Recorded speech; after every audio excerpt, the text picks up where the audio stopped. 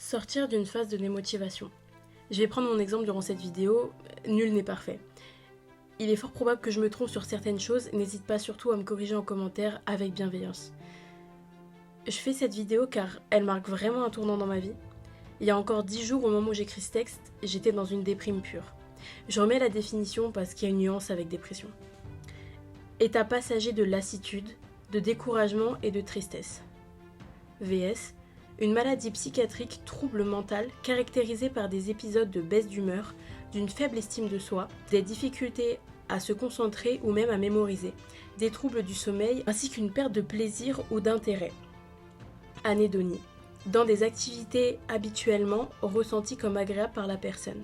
Donc je fais cette vidéo pour me montrer que j'en étais capable, que j'étais capable de surmonter ce qui me paraissait un désert de problèmes, de dégoût de moi-même, et comme dit dans la définition, de découragement et de tristesse à perte de vue. Ça peut paraître évident d'un point de vue extérieur, mais quand on est le personnage principal, je te promets que tu fake it until you make it tant que tu peux. Nota bene, je me suis inspirée d'Alaya pour cette vidéo. Étape 1, prendre le temps. Si je développe pas un peu, tu vas pas comprendre l'importance de cette première étape. Prendre le temps de tout. Comme dans ma dernière vidéo, profiter pleinement du dernier moment présent, profiter pleinement du moment présent sans s'empoisonner avec certaines pensées. Ce serait surhumain de te dire que j'y arrive H12. Mais depuis que j'ai appris l'importance d'être 100% là au moment X, j'ai cette pensée qui me vient quand les autres sont trop nombreuses. Je sais pas si t'as capté, mais quand tu te rendras compte du poids que ça a sur ton bonheur longue durée, tu l'appliqueras automatiquement.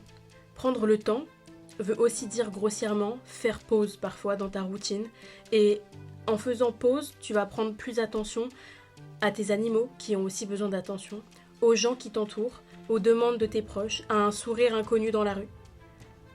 Étape 2, l'outfit. En tant que fringue addict, ça m'a fait tout drôle de ne plus porter attention à ce que je pouvais avoir sur le corps en guise de tenue, ni m'inspirer des personnes dans la rue puisque je ne sortais plus. J'ai eu plusieurs phases comme ça dans ma jeune vie. Je me couchais comme je me réveillais. Et tu tombes dans un cercle vicieux. Pourquoi je m'habillerais, de toute façon je sors pas. Et en fait, ça fait toute la différence. Parce qu'en te sapant, tu reprends goût à te kiffer et à te faire kiffer en mettant des fringues que tu trouves stylées. Et donc, tu n'as plus honte de sortir, parce que comme je disais dans ma dernière vidéo, la confiance en soi, elle passe aussi par l'apparence. Et surtout même. Étape 3, qui coule de source avec la numéro 2, 10K de pas par jour. Tu as un métier sédentaire et t'es crevé le soir ? Bon, je comprends, t'es dispensé. Non, je rigole. Pas du tout. C'est pas mon problème. Tu trouves le moyen au taf de te lever régulièrement, et si tu veux vraiment être méconnaissable, t'incorpores dans ta routine le fait de marcher 8000 pas à 10 000 pas par jour. En vrai, ça se fait. Tu le décomposes un peu dans ta journée et tu les sentiras moins passer que les impôts à la fin de l'année. Si tu veux, tu t'installes une app de podomètre. Tu n'es pas obligé de marcher vite ou dans un circuit de running. Va faire les boutiques pendant une après-midi entière et reviens me dire combien t'as marché. En plus, ça rajoute des pourcentages dans la confiance en soi de voir qu'on est capable de marcher autant de temps. Et même que si tu utilises certaines applications de podomètre, tu peux même te faire de la thune. Étape 4, appeler ses proches. Quand j'étais dans ma phase de déprime, j'étais irritée. Je ne voulais rien de personne, mais j'en voulais au monde entier. Reprendre contact en leur expliquant selon le degré de compassion ou pas. Juste prendre des nouvelles, discuter, avoir un contact, même s'il est virtuel avec des personnes. Ça nous rappelle que ça existe aussi. Parce que passer 22 heures dans ton lit, 2 heures accumulées pour aller aux toilettes quand même, à tourner dans tous les sens du lit, à traîner sur les réseaux, personnellement c'était TikTok qui m'envahissait le plus. Simple. Tu es toxique pour moi, ou tu ne me tires pas vers la meilleure version de moi-même, je te supprime. Et je ne parle évidemment pas que de TikTok. Remplace par des podcasts constructifs si ça te manque trop. Mais en fait, pourquoi TikTok était toxique ? Parce que je lisais que des quotes Southly. Oh, cet accent. Donc, mais pour toi était clairement meurtrier pour moi. C'était un cercle vicieux. Parce qu'on ne va pas se leurrer, on se complète dans nos mal-être. Et pour en sortir, ou juste même déjà vouloir en sortir, c'est un giga pas que tu fais là. Tu peux être fier de toi. En tout cas, perso, je le suis.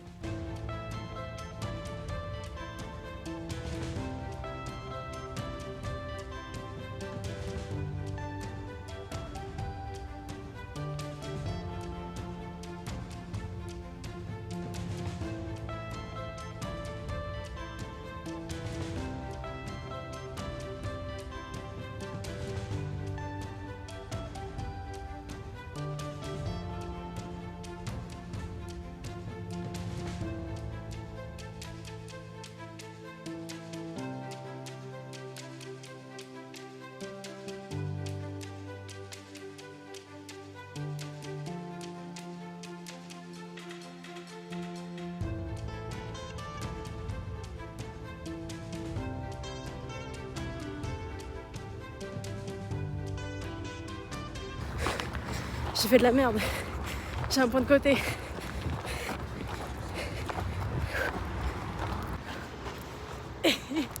Premier kilomètre. Sûrement le dernier. Je me suis mal prise. Rouge. C'est une dinguerie. Je sais pas que j'allais être aussi rouge. C'était dur. J'ai fait 1 kilomètre. On va y aller progressivement parce que les poumons sont pas neufs. Prochain objectif, faire 1,5 km.